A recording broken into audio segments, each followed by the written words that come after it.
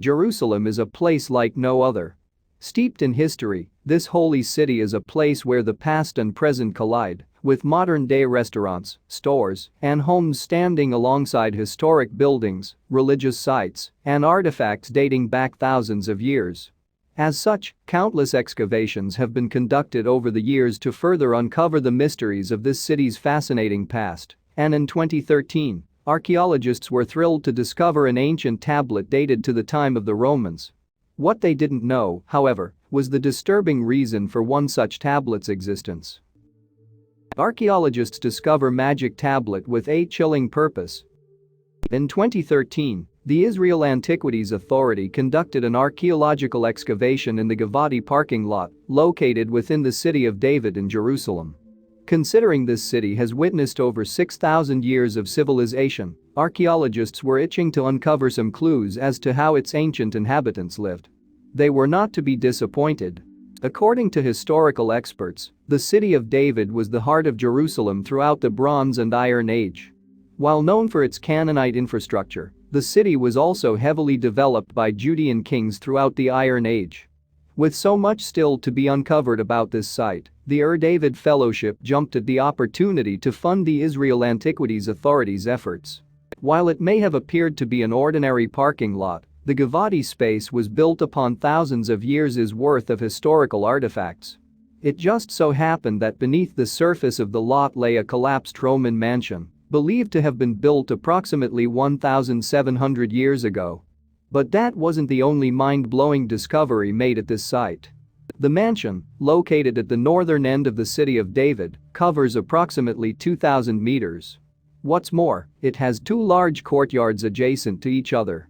While believed to be in use until 363 AD, it was subsequently destroyed by several earthquakes. This meant that there were plenty of hidden treasures yet to be discovered.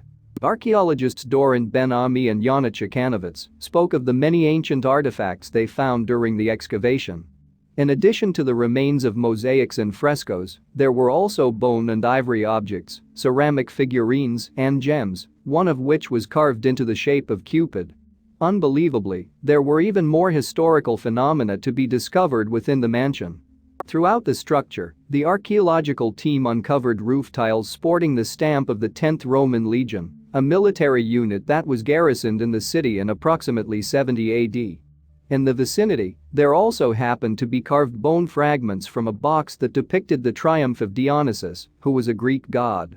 During their excavation, Ben-Ami and Chikanovitz were able to uncover various clues as to who the occupants of the mansion were, as well as how they lived. The abundance of 10th Legion tiles was no surprise since these soldiers were in charge of construction in the city, but one of the most peculiar discoveries came in the form of figurines. During the excavation, several female figurines were discovered, believed to be depicting a goddess. According to the archaeologists, it is highly likely that these figurines were used in a private cult to which the residents of the mansion may have belonged. The most alarming discovery of all, however, was made in the northwest part of the mansion. In what used to be a room on the second floor before its collapse, the Israel Antiquities Authority discovered what looked like a small lead pipe. Upon closer inspection, it became apparent that this was actually a rolled-up sheet of lead inscribed with Greek letters. Yet this was no ordinary inscription from Rome. Not sure of what to make of the scroll, the team sent it off to Dr. Robert Daniel of the University of Cologne, Germany, for further analysis. A world-renowned expert in archaeology, Dr. Daniel determined the words on the scroll were written in cursive script and that this was in fact a tablet made with malicious intent. Just a portion of what was written on the tablet goes as follows. I strike and strike down and nail down the tongue, the eyes, the wrath, the ire, the anger, the procrastination, the opposition of Iones. But what exactly did these words of violence mean? As it turned out, the tablet contained a curse that a woman named Charilla wanted to cast on a man named Iones. While difficult to confirm, it appeared Charilla had it out for Iones due to a legal dispute. The main reason for this belief is that similar curses pertaining to legal disputes were found on scrolls in Cyprus. Unbelievably, this wasn't even the most shocking revelation of all. The intention behind the tablet was far more than to simply harm Iones. Charilla wanted to ensure that he would be under her absolute control. This is evident in the line. He in no way oppose, so that he say or perform nothing adverse to Charilla, but rather that Iones, whom the womb bore, be subject to her. According to Dr. Daniel, this curse is believed to have been so powerful that a professional magician or witch most likely constructed it on Charilla's behalf. Not only were the words carefully put together, but the curse itself drew from supernatural forces. In order to cast the most effective curse possible, Charilla drew elements from 4 religions. 6 different gods were invoked, with 4 of them being Greek, 1 being Babylonian, and the last being Gnostic, a religion connected to early Christianity. There were also some magical words in the text, such as Yauth, that had a Jewish origin. With both Charilla and Iones believed to have been members of upper-middle-class Roman society, chances are they knew one another quite well. In fact, they may have been even closer than they first appeared, as revealed by some further spooky findings. While the mansion was already home to members of a private cult, it turned out that Iones may too have been a resident there. In fact, there was startling evidence that pointed to the enraged Charilla knowing exactly where he spent his days. When the archaeologists excavated the site, they found that the 2nd floor of the mansion had collapsed onto the first due to multiple earthquakes. What was particularly intriguing, however, is that the cursed tablet was determined to have been in the exact same room as the figurines used by the cult. But the deceased inhabitants' dark dealings didn't end there. Though researchers are still unsure as to the exact purpose of the 2nd floor room, Dr. Daniel did suggest that the tablet may have been placed there because it was a room that Iones frequented. Whether he worked as a servant or resided in the mansion, Iones lived with a target on his back. While Jerusalem has always been revered as a sacred land, this archaeological discovery proves that even magic and the occult were present in this holy place. But for a group of sewage workers excavating a potato field in the Silwan neighborhood of Jerusalem's Old City, a simple burst pipe revealed that the city's most groundbreaking find was actually waiting just below the surface. The location of the discovery, however, should come as no surprise. Back in the day, more accurately, in 516 BC, Silwan wasn't just an unassuming suburb outside Jerusalem. The community was a hub of religious activity, all because of where it sat on a map.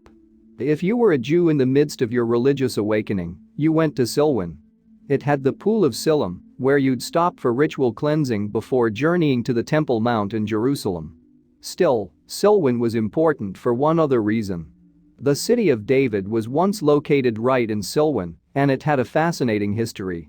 Originally called Jebus, it was naturally home to the Jebusites, a Canaanite tribe who lived there until David, king of the Israelites, seized the city. There's little evidence that King David existed, though the few sources that corroborate him are hard to ignore. He's in the Bible, obviously, and he features on 1 or 2 ancient stone tablets. Together they form a controversial history for the king. David wasn't always in a position of power. He only became leader of the military after he defeated the giant Goliath with a single slingshot. He later became King David, and when he seized Jerusalem, the city became the Israelites' capital. And of course, it later became the city of David. Known as the King of the Israelites, David himself ruled for 40 years, making Jerusalem and the city of David locations of huge historical significance, which obviously means one thing. Silwan and Jerusalem are now crawling with archaeologists, all hoping that they uncover something groundbreaking from thousands of years ago. There's just one problem.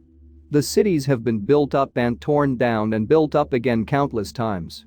In fact, when the Romans took over Jerusalem in 64 BC, they built a new city that buried all of the sacred sites once erected by the Israelites. Those monumental places were considered long gone until 2004, that's when those workers were sent to repair a burst pipe, but what they found wasn't at all what they expected. When they saw what was at the site, all they could do was drop their equipment and send for the experts. What these workers found in Silwan goes all the way back to the Roman occupation of Jerusalem. Along with the pipe, they found odd carvings in the surrounding stone, carvings that weren't at all formed by nature. Closer analysis revealed they weren't even carvings at all, but steps. The workers were shocked when archaeologists told them that they had discovered an ancient staircase. Of course, the number one question on their minds was, where does this staircase lead? But those workers and archaeologists in Silwan didn't just discover a staircase. As they soon realized, the steps led to one of Silwan's most religiously significant locations, a place the city had assumed was buried far beneath the rock and dirt. See, there were once two temples on the site, the first of which was erected by King David's son. The first temple was destroyed in 586 BC, but the second temple stood until AD 70, when Jerusalem, and Silwan, was taken over by a familiar foe: the Romans. It's this second temple that was near the mysterious staircase uncovered by the unassuming workers in 2004, and the staircase wasn't the only relic waiting to be found in the same site as the ancient temple. The staircase led to the sacred pool of Siloam, the same pool where Jews once washed before heading on to the Temple Mount.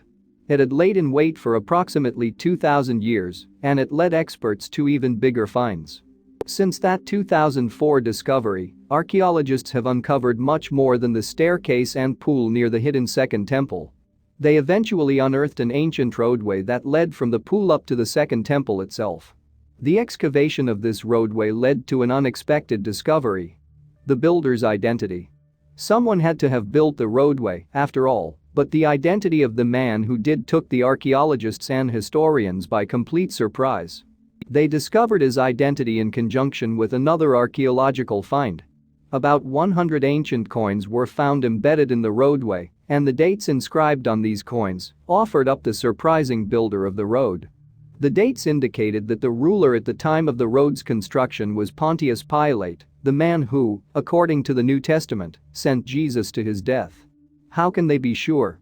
Donald Ariel of the Israel Antiquities Authority explained their reasoning. The coins are from AD 31, though most excavated coins are from after AD 40. This means that the road was built before the AD 40 coins, in other words, only in the time of Pilate, Ariel explained. It was a remarkable discovery. Thanks for watching, and don't forget to like and subscribe.